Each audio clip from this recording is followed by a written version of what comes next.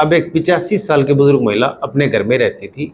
अब वो बाहर कहीं जाती नहीं थी क्योंकि उसका स्वास्थ्य उतना ठीक नहीं रहता।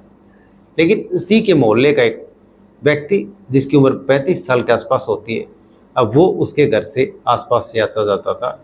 लेकिन एक दिन अब जैसे ही उसकी नज़र पड़ती है, अब महिला जो 85 साल के बुजुर्ग महिला वो अकेली होती है। अब उसी घर में वो एंट्री करता है और उसके बाद उस महिला के साथ वो ऐसा करता है।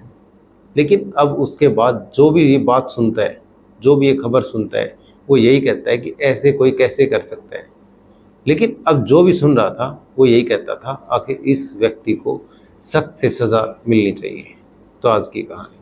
तो नमस्कार, आदाब, सत श्री अकाल। मेरे शर्मा हाजिर हूँ एक क्राइम की कहानी को लेकर। लेकिन आज की क्राइम की कहानी उत्तर प्रदेश का एक शहर है बरेली, और उसी बरेली में एक जगह लगती है हाफिजगंज।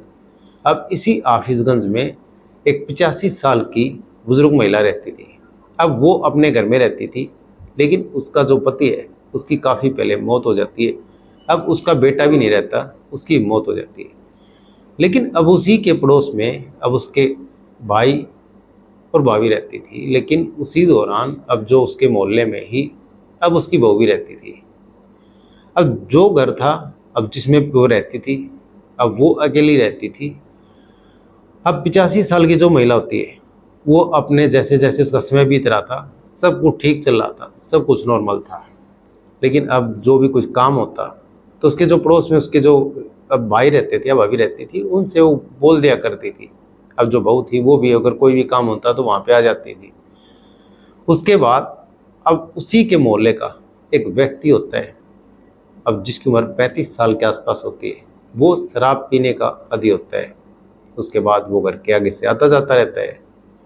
लेकिन एक दिन अब उस घर में वो एंट्री कर जाता है।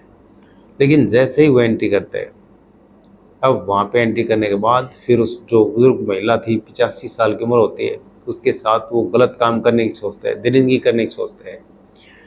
अब जो बुजुर्ग महिला है उसमें इतनी हिम्मत नहीं होती कि वो विरोध कर सके।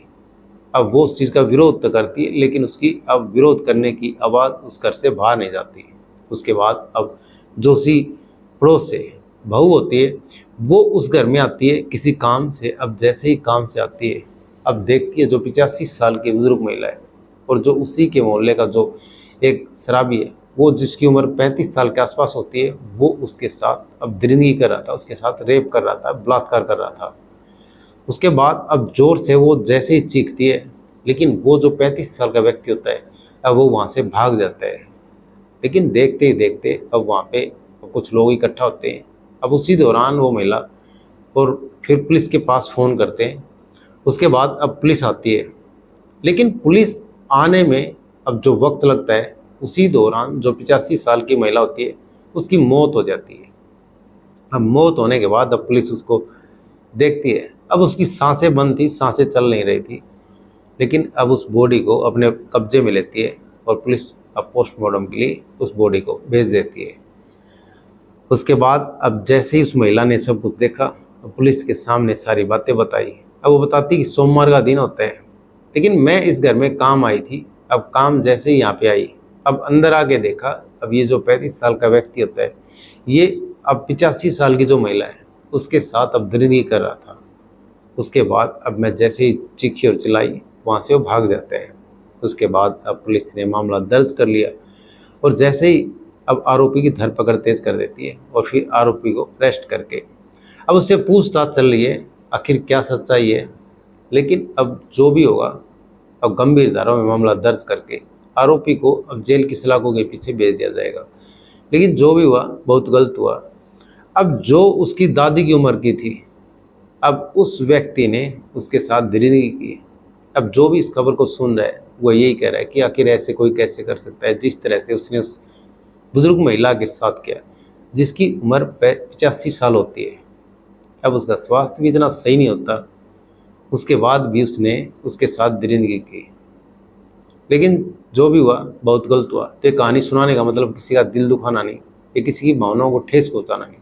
ये कहानी सुनाने का मतलब आप सतर्क रहें, सावधान रहें। तो कैसी लगी आज की कहानी कमेंट सेक्शन में जरूर बताएं। वीडियो को लाइक कर दें, चैनल को सब्सक्राइब कर दें, बेल आइकन को प्रेस कर दें ताकि हर वीडियो का नोटिफिकेशन मिलता रहे। जय हिंद, जय भारत।